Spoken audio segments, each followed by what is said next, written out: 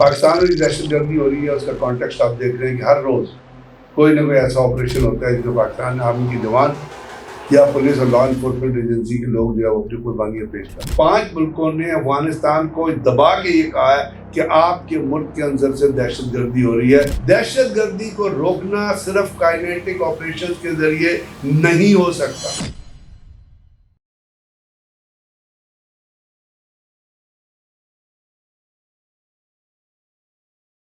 अस्सलाम वालेकुम जी, मैं हूं हसनैन चौधरी और हमारे साथ मौजूद हैं ब्रिगेडियर रिटायर्ड सैयद मुजफ्फर अली साहब। सर, बहुत शुक्रिया टाइम देने का।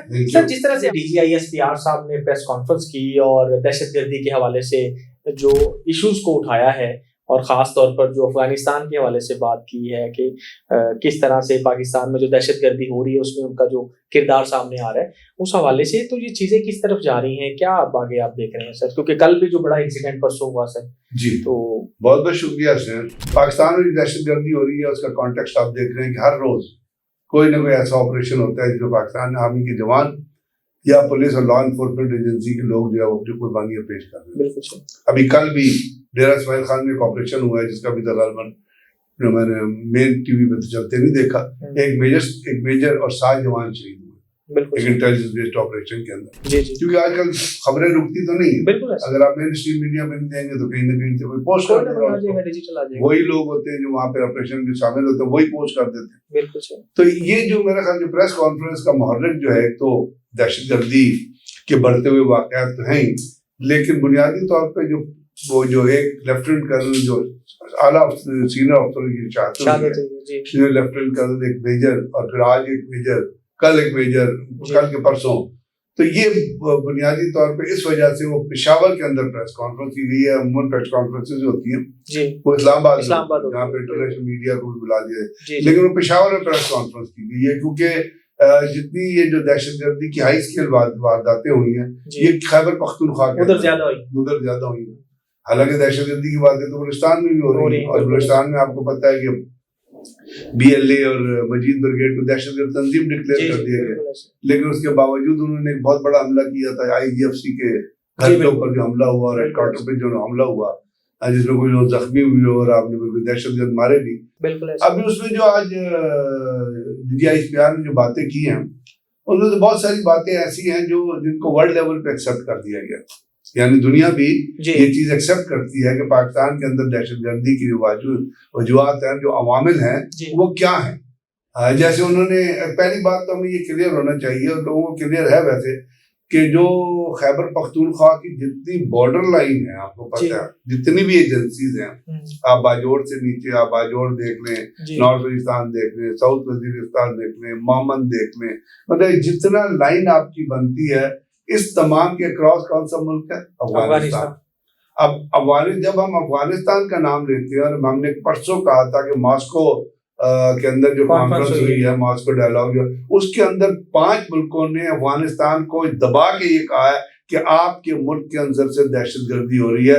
वो दहशतगर्दी पाकिस्तान के लिए नहीं, खत्ते के अमन के लिए। चाइना ने कहा कि वो खत्ते के अमन के, अफगानिस्तान उस चीज को मानने से इनकार है और अफगानिस्तान के उस दहशतगर्द लीडर को, उस दहशतगर्द मुत्तकी को, जो मुत्तकी कम है और जरूरत ज्यादा है, तो जो DGI एसपीआर ने कहा कि ये अफगानिस्तान के अंदर से, अफगानिस्तान इसका बेस है या अफगानिस्तान के अंदर दहशत, वो तो पहले भी वो कह रहे थे और इंडिया का जो उसमें इन्वॉल्व है, 2 चीजों को जो कहा कि जो हो रहे हैं वो फितनान हिंदुस्तान और हिंदुस्तान की मौजूदगी के सबूत जो हैं वो पाकिस्तान बारहा पेश भी कर चुका है और वो अफगानिस्तान के साथ उनकी इन्वॉल्वमेंट आप इस तरीके से भी देख लें कि अभी जो है उनका वजीर खारजा जो है वो अफगानिस्तान का दौरा कर रहा है, वो इंडिया का दौरा, इंडिया उसको 5 स्टार प्रोटोकॉल दे रहा है। क्यों दे रहा है? इंडिया उसको पैसे देता है, अमेरिका इंटरिम हुकूमत को $142 मिलियन हर महीना देता है। अफगानिस्तान और इंडिया का एक नेक्सस है जिससे दहशतगर्दी। अब दूसरी बात उन्होंने कही कि जी हथियार जो है वो अमेरिकन हथियार, तो हम कब से कह रहे हैं, इवन DGI एसपीआर ने इससे पहले पता नहीं कितनी दफा कहा है कि जी वहाँ अमेरिकन हथियार यूज हो रहे हैं, वाकई अमेरिकन हथियार यूज हो रहे हैं। इसलिए कि जो पंजगुर में भी जो हमला हुआ था और परसों ये लेफ्टिनेंट कर्नल और जो जिसमें लेफ्टिनेंट कर्नल और मेजर और 11 लोग जो शहीद हुए हैं, वो असल में FC की पोस्ट पे हमला हुआ था, जिसमें पोस्ट वालों ने उसको बड़ी बहादुरी से डिफेंड किया और 3 खारजी मार दिए थे। फिर उस विंग ने सोचा कि हम उस पोस्ट के लिए सैनिटाइजेशन ऑपरेशन करते हैं, वो उसमें सारा दिन उनका गुजर गया। उन्होंने वापसी के लिए जो रोड ब्लॉक्स लगाए थे वो हटा दिए, तो वहां पे कोई 30 से 40 जो है वो खारजी आके बैठे हुए थे। एक दरवेश राम का एक दहशतगर्द है जिसमें जो पता नहीं कब से दहशतगर्दी में इन्वॉल्व है, तो जब वो लोग आए तो उन्होंने एम्बुश लगाया हुआ था और वहां पे लड़ाई हुई आपस में, बड़ी बहादुरी से ये लोग भी लड़े और शहीद हो गए। अब जनाब वाकई उसके अंदर लेजर गन इस्तेमाल हो रही, उसके अंदर लेजर हेलमेट इस्तेमाल हो रहे हैं, तो ये दुनिया को बताने के, हमें तो पता है, पूरे पाकिस्तान को ये पता है और पूरे पाकिस्तान के हर इंटेलेक्चुअल सर्कल को ये पता है कि इसके अंदर अफगानिस्तान और इंडिया का नेक्सस इन्वॉल्व है और मॉस्को डायलॉग के अंदर इसके ऊपर मोहर लगा दी गई है कि जी आप यहाँ से दहशतगर्दी कर। तो फिर अब इसके ऊपर पाकिस्तान हुकूमत जो है एज ए हुकूमत क्या एक्शन ले रही है, डिप्लोमेटिकली क्या एक्शन ले रही है, बाहर के मुल्कों को एंगेज करने के लिए क्या एक्शन ले रही है, बायलैटरल तरीके से क्या एक्शन ले रही है, और अगर अफगानिस्तान नहीं रुकता तो उनके खिलाफ कौन से मिलिट्री ऑप्शन इस्तेमाल कि वहां जो दहशतगर्दी के अड्डे हैं फिर तो उनको टारगेट करना चाहिए ना। फिर तो पाकिस्तान की जब आपने 100 दफा बता दिया, अगर 100 दफा बता दिया तो फिर टारगेट करना चाहिए ना। उन्होंने जो कहा वो सबको एक्सेप्टेबल।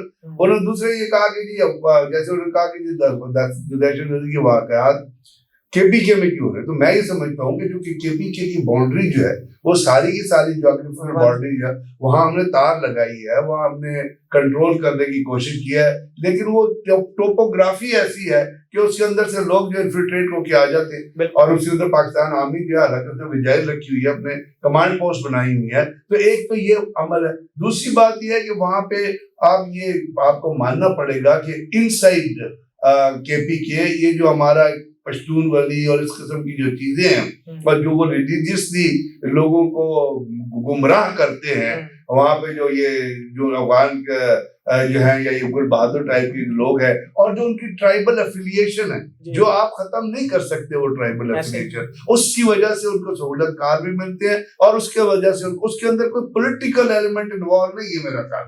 अगर पॉलिटिकल एलिमेंट इन्वॉल्व होता तो ये जो अमल है जहां पे लोगों की वाकई हमदर्दियां उनके साथ है, हमें अपने नैरेटिव के जरिए, जिसमें नेशनल नैरेटिव भी होना चाहिए था, जिसमें हमें नेशनल लेवल पे अपने टेलीविजन चैनल्स के जरिए, अपने प्रिंट, ये दोनों को लोगों को बताना चाहिए था कि ये दहशतगर्दी की जंग है, उसके खिलाफ फतवे भी आए हैं, ये किस तरह लोगों को एक्सप्लॉइट कर रहे हैं। जो आजकल बहुत सारे टेलीफोन के जरिए और जब आप फोन करते हैं तो उसके ऊपर बहुत सारी ऐसे मैसेजेस होते हैं, एक अच्छी कोशिश है। तो बात यह है कि वहां पे वो अवामिल मौजूद है, तो हमें उन दहशतगर्दों को उस अवामिल से काटने की जरूरत है। अगर वो वहां के आबाद हुए हैं तो वो किस तरह आबाद हुए हैं या किस तरह वो लोग मौजूद है, उसमें मिश्रान को इन्वॉल्व करने की जरूरत है और मिश्रान को इन्वॉल्व किया जा रहा है। ये एक बहुत बड़ी कॉम्प्लेक्स किस्म की जंग है जिसको डिफरेंट सेक्टर पे लड़ना बहुत ज्यादा जरूरी है। और जैसे उन्होंने कहा कि पाकिस्तान आर्मी ने कोई 1010 से ज्यादा इंटेलिजेंस बेस्ड ऑपरेशन किए हैं।